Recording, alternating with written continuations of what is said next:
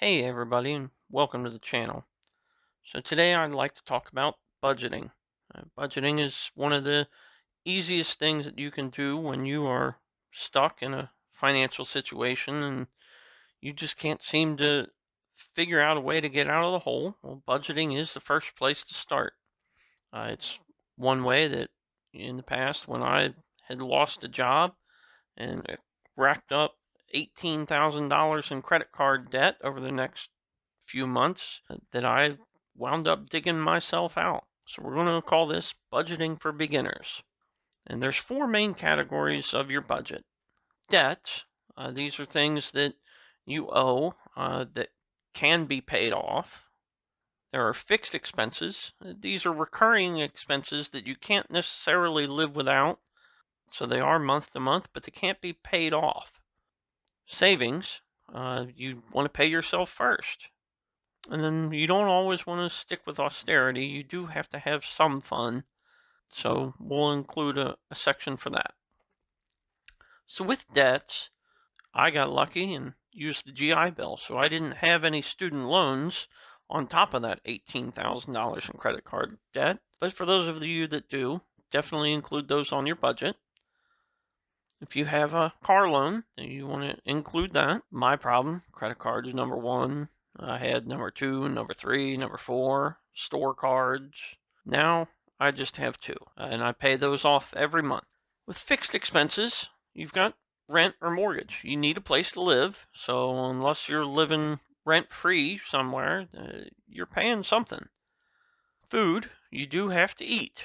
So you need to include at least a minimum budget for that. Even if you scrounge and eat beans and rice left and right, you still got to pay for it. Utilities. Now, depending on whether you rent or you own your own place, they can be different. Some rental places will cover certain utilities like heat and water. Others won't. But if you own, you've got to think about the water, sanitation, the trash pickup, electricity, depending on which part of the country you've got natural gas or heating oil, all those expenses fall under utilities.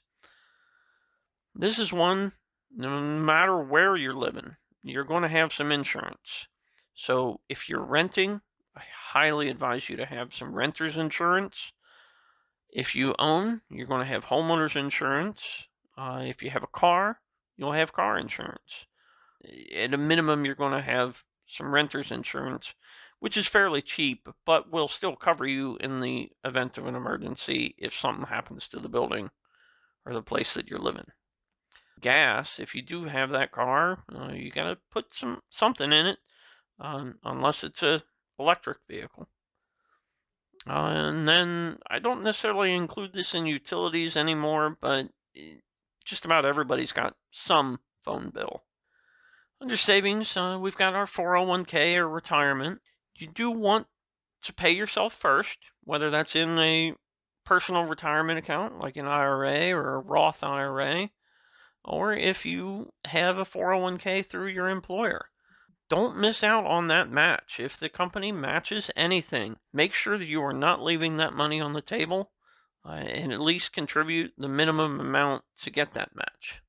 If you have a big ticket purchase coming up, maybe you don't have that house yet or that car yet, and you need to save up for it, include that in your budget.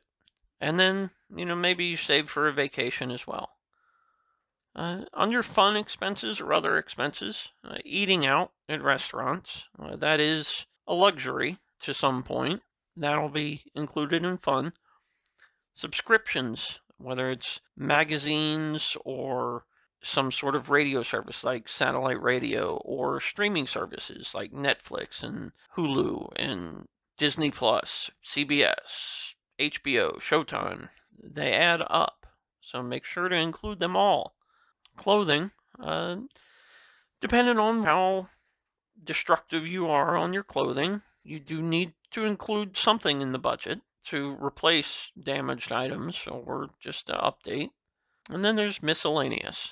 Include an emergency fund, all those other little expenses, maybe a candy bar or whatnot. That can be under miscellaneous. When you're planning out your budget, make sure to include all your income.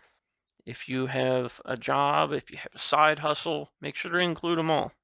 Your income needs to be more than your debts, or you're just digging yourself deeper and deeper into the hole every month. So then you need to start thinking about cutting expenses if you cannot bring up the income to match. Explore other ways to add income, and we can talk about that in the future. In my next video, I'll be putting together a basic budget in Google Sheets. Not everybody has Excel, so I will create and make it available and link it below in the description.